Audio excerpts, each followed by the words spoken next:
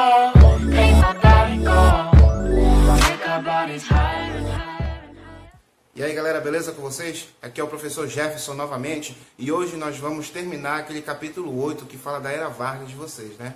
Então, veja bem pessoal, faltou a gente falar apenas do Estado Novo, que foi a fase ditatorial do Getúlio Vargas. Bora começar então? Pegue o seu livro aí, pegue aí suas anotações e vamos meter ficha, né? Olha aí pessoal, Estado Novo que foi de 1937 até 1945, tá?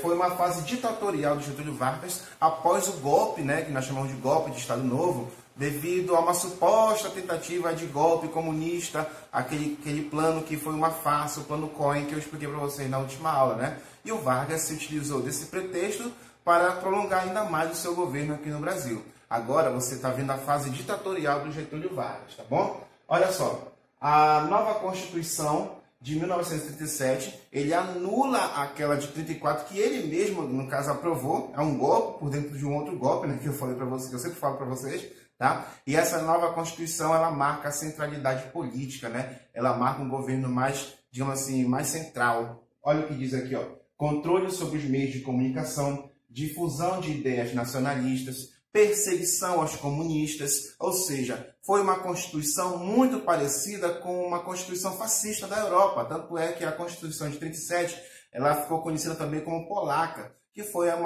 era a Constituição lá da Polônia da década de 30, né, na época do fascismo na Europa, tá bom? Se aproximou muito, né? Então você tem uma ditadura varguista, como eu falei para vocês, tá? Com inspiração fascista. Aqui você tem ele aí divulgando, né, o seu novo modelo de governo, sua nova fase, pela rádio, tá? Com o apoio dos militares aqui, como vocês estão vendo. E havia forte repressão aos opositores, né? Era muito característica de uma ditadura fascista nesse momento. Então, ele se aproximava dos regimes totalitários da Europa aqui nesse contexto, a partir de 37, tá bom? Olha lá, galera. Então, vamos lá, pessoal, passando aqui para vocês. O controle nos meios de comunicação foi evidente, porque era a principal ferramenta de divulgação do seu governo, né? Claro que ele vai colocar uma imagem boa, né? Ou então vai colocar ideias nacionalistas, reforçando que há sempre uma ameaça, ou então haveria sempre uma ameaça de golpe comunista. Então era preciso afirmar esse poder, tá? Então, para justamente fazer com que a informação chegasse às pessoas, o meio de comunicação mais comum aí do Brasil nessa época era a rádio. Então, a radiodifusão aí foi muito utilizada, tá? Principalmente a partir da criação do Departamento de Imprensa e Propaganda, a DIP, ou o DIP, né? Em 1939, como eu disse para vocês, no sentido de controlar os meios de comunicação. Inspiração novamente nazista. Então, essa fase ditatorial do Vargas, ela é justamente muito próxima ao fascismo. É isso que vai fazer com que o seu governo se torne ambíguo no contexto da Segunda Guerra Mundial. A gente vai já ver aqui na frente, tá bom? Divulgação do governo federal, olha só para que servia tudo isso daqui, né? Divulgação do governo federal em livros, jornais, cartilhas escolares. Havia a ideia do patriotismo, do civismo, da boa imagem do presidente. Era muito comum nos livros didáticos dessa época a imagem dele vir ou na capa ou lá no final do livro, né? Aquela imagem carismática, tá? Então você tem nesse momento aqui, galera, uma afirmação do seu governo, tá? Ele vai controlar, uma das suas primeiras medidas, é controlar os meios de comunicação para levar a sua imagem e convencer a população que ali não foi um golpe, ali foi uma, digamos assim, a única solução para que o comunismo não ocupasse o Brasil. Aquele medo do comunismo que, infelizmente, nós temos até hoje, né? Que, de certa maneira, é mais mitológico, mais ideológico aí, tá? Olha, então veja bem, você tem essa imagem que eu falei para você, né? A imagem boa junto às crianças aí, né? Essa imagem carismática que o governo levava dele. Na área industrial, você tem um grande investimento. O Vargas passa a investir maciçamente na construção de siderúrgicas. E o que são as siderúrgicas? São indústrias de base, né? Que beneficiam, que fabricam aço, que beneficiam ferro, que é justamente essa base, tá? Que vai dar estrutura para outras fábricas. Ou seja, o Brasil até então tinha sua pequena industrialização, mas era na sua maioria agrário exportador. E o Vargas ele vai investir maciçamente nessa área industrial, tá? De que maneira? A partir da criação da Companhia Siderúrgica Nacional, a Companhia Vale do Rio Doce, hoje a Vale, né? A Fábrica Nacional de Motores e a Companhia Hidrelétrica de São Francisco, ou seja, vai investir também na indústria de energia, na geração de energia para manter essas indústrias. Então, é uma outra área, o parque industrial, que está começando a se expandir aqui no governo Vargas, tá? E com a ajuda dos norte-americanos, que a gente vai ver lá na frente, porque os norte-americanos ajudaram o Brasil, nessa época, a se expandir industrialmente, tá bom? Olha só, e por causa dessa expansão industrial, que eu estou falando aqui para vocês, isso vai ocasionar, obviamente, mais vagas de emprego e vai fazer com que haja um fluxo migratório, principalmente do Nordeste, do interior do Brasil, para o Sudeste, né? São Paulo e Rio de Janeiro, principalmente, atrás dessas vagas de emprego. Você tem uma migração interna aqui, tá? Para as cidades. Você vai ter um aumento populacional das cidades industrializadas nesse momento, tá bom? Isso tudo por causa do investimento na industrialização nesse momento, tá? Olha aqui, ó. Mas o Vargas, o governo do Estado Novo, era um governo ditatorial. Olha o que eu estou falando para vocês aqui, tá? Qualquer oposição, né? Qualquer pessoa que questionasse o governo ia ser perseguido, preso e até morto nesse momento. É uma ditadura. Olha aqui alguns famosos aí, inclusive, tá? O Luiz Carlos Prestes, aquele de esquerda lá, que liderou a coluna Prestes, que fez parte da Aliança Nacional Renovadora, né? O Plínio Salgado, inclusive, que era justamente da sua área, do seu lado de extrema-direita, ele também foi perseguido, foi preso. Graciliano Ramos, que a gente já deve ter conhecido, aí, já viu na literatura, Raquel de Queiroz e Monteiro Lobato também, bastante conhecido. Esses são algumas das pessoas aí, famosas, né, inclusive, que questionava o governo do Vargas e acabou sendo perseguida. Olha a Olga Benário, lembra dela, que aconteceu com ela? Ela foi entregue de bandeja para os nazistas em pleno auge do nazismo na Alemanha.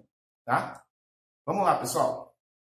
Então, pessoal, tem uma parte no livro que fala sobre a política da boa vizinhança. O que é essa política da boa vizinhança, né? E como se desenrolou? Como eu falei para vocês, o governo Vargas tinha uma aproximação muito grande com o fascismo. Porém, geograficamente, os Estados Unidos estavam mais próximos aqui do Brasil. E eles não queriam que o fascismo, nesse contexto aí de Segunda Guerra, tá? Antes Segunda Guerra e a própria Segunda Guerra Mundial mesmo, não queria aproximação aqui dos países da América do Sul com o fascismo. E o que foi que aconteceu? Para evitar essa aproximação e também para fortalecer o seu lado, os Estados Unidos praticou a chamada política da boa vizinhança. Ou seja, por causa dessa postura ambígua do Estado Novo, do Vargas, né? Uma hora estava muito próximo do fascismo, outra hora estava tendo apoio ou apoiando os Estados Unidos.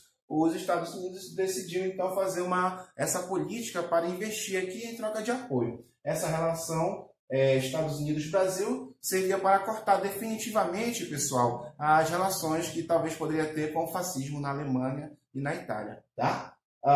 Então, a partir dessa política da boa vizinhança, você tem uma colaboração econômica e militar ao Brasil.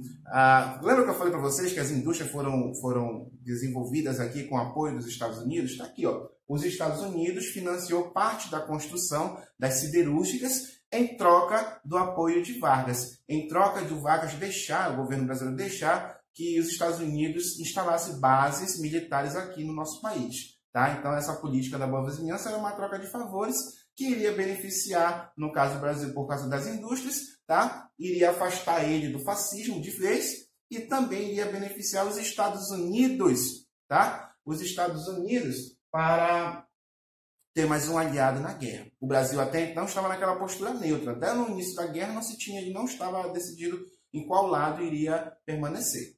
Tá bom? Olha. Mas aí chega a Segunda Guerra Mundial. Inicialmente o Brasil, em 1939, o Brasil não estava nem um lado aí, né? Nem de um lado nem do outro.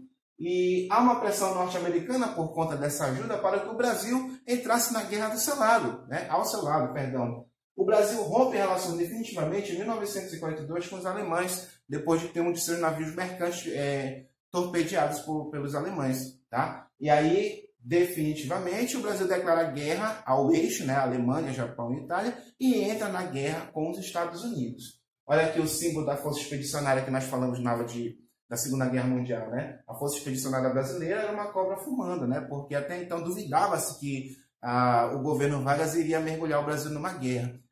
A população, a sociedade dizia que era mais fácil ver uma cobra fumando do que ver o Brasil numa guerra. E realmente a cobra fumou, não foi isso? Soldados, milhares de soldados foram mandados para a guerra aí nesse momento. E aí o símbolo, né, uma cobra com cachimbo na boca, era o símbolo da Força Expedicionária Brasileira. Tá bom?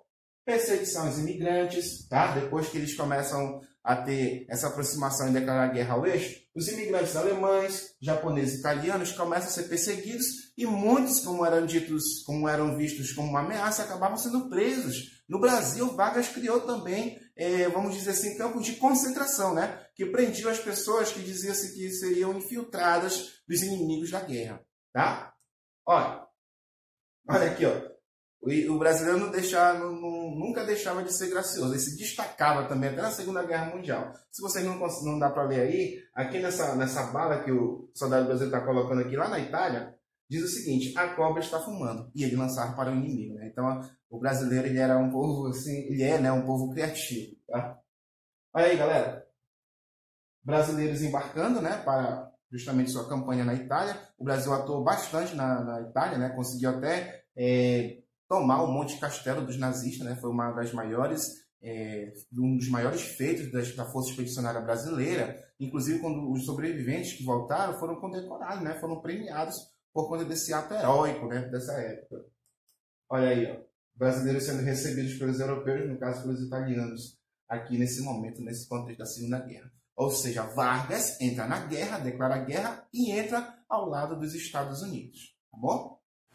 Com o fim da Segunda Guerra Mundial, chega também poucos meses depois o fim da Era Vargas, porque com a entrada dele, né, na Segunda Guerra Mundial, aquela imagem ambígua, aquela postura ambígua ficou muito evidente, principalmente a setores críticos da sociedade. Tá? Com essa entrada na Segunda Guerra Mundial, você tem a seguinte situação: como é que um governo ditatorial, com bases, né, com inspiração nazifascistas, como é que esse governo ditatorial vai para a Europa combater justamente os nazistas, justamente os seus inimigos, que era a inspiração desse governo? Então, veja bem, essa entrada na Segunda Guerra Mundial gerou muitas críticas também, né, do lado dos opositores. Poucos, mas tinha também críticas, tá?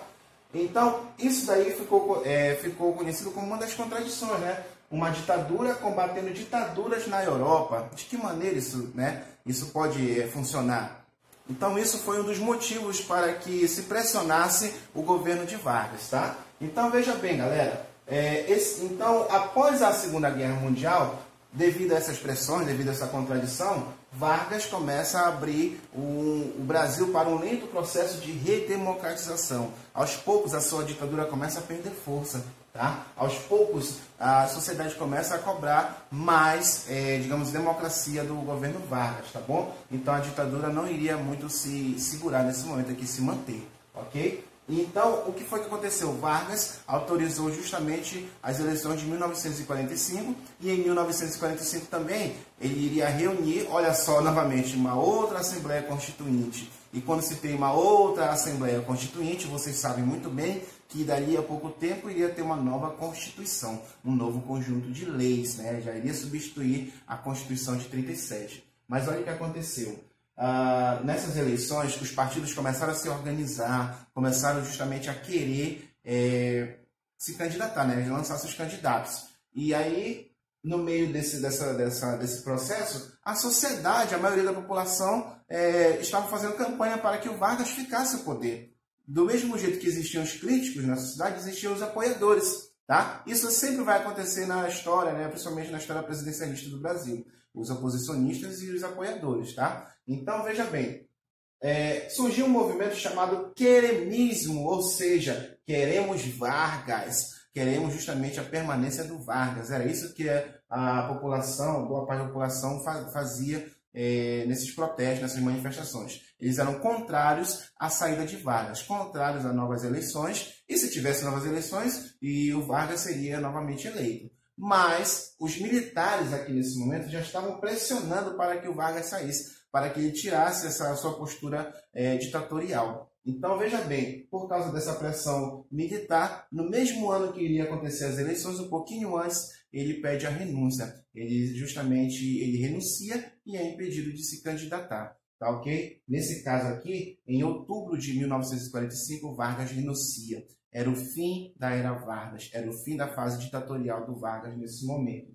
tá bom? E nas eleições de 45, digamos assim, seu candidato indicado, né, que ele apoiava, o Eurico Dutra, acaba justamente se elegendo com o apoio do Vargas, né? Ele só foi eleito porque a população, de certa maneira, apoiou a indicação do Vargas, tá? Acaba aqui a era Vargas nesse momento. Vargas ele só vai voltar ao Brasil em 1951, olha só, de 30 a 45, 15 anos de poder, e ele vai ter mais 4 anos, tá? Lá a partir de 1951, quando ele retorna para o braço do povo, eleito, né, pelo povo aqui no governo do Brasil. Então a gente vai ficar por aqui, nessa primeira parte do governo do Vargas. A gente trabalhou os primeiros 15 anos do seu governo, tá bom? E a gente finaliza aqui o nosso conteúdo do capítulo 8, tá bom? Agora, pessoal, eu gostaria que vocês pegassem o livro de vocês. Veja bem, vamos só exercitar aqui, ó, o livro de vocês, tá bom?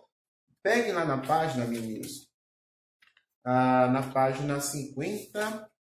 Deixa eu só buscar aqui para vocês. Na página 60. Vamos lá. O Estado Novo criou o Departamento de Imprensa e Propaganda, o DIP, né? Qual a importância desse departamento para o regime ditatorial de Getúlio Vargas?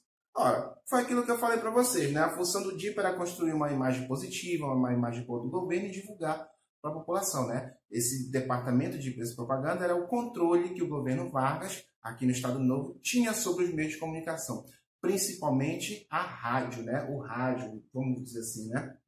Segunda questão, mas façam aí, só lembrar aqui, façam aí com essas palavras, depois mandem para mim aí qualquer dúvida, tá bom? Segunda questão, relacione a política da boa vizinhança com o contexto da Segunda Guerra Mundial, que nós vimos aqui, né? E aponte quais eram os principais interesses dos estados com essa política. Bom, a política da boa vizinhança, né, foi justamente a aproximação dos Estados Unidos no sentido de afastar o Brasil do fascismo e ter um novo aliado. Essa política da boa vizinhança fez com que Estados Unidos e o Brasil se aproximassem, tá bom? E de certa maneira, o Brasil apoiasse os Estados Unidos na Segunda Guerra Mundial. Os Estados Unidos investiam aqui nas indústrias, na construção de indústrias de base, enquanto isso, o Getúlio Vargas dava todo o apoio para ele aqui, por livre e espontânea pressão, para a Segunda Guerra Mundial, tá bom?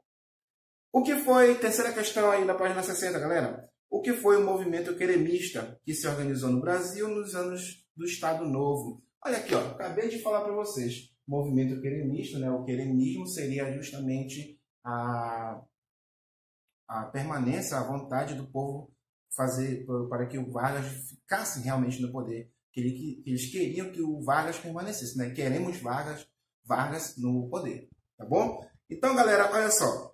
Vocês vão resolver essas questões, dê uma lida no conteúdo, tá? Qualquer dúvida nas outras questões aí que tem no livro, mandem para mim. Na próxima aula vamos falar o próximo capítulo de vocês. Então fiquem espertos aí, galera, que a gente vai entrar aí, quem sabe até ao vivo, né? Na próxima, vamos falar um pouco do capítulo 9. Espero que vocês tenham gostado aí, galera, e tenham entendido mais ou menos aí o nosso capítulo. Qualquer dúvida me chame, que eu estou aí para ajudar vocês. E nos vemos na próxima aí, tá? Tchau, tchau, pessoal!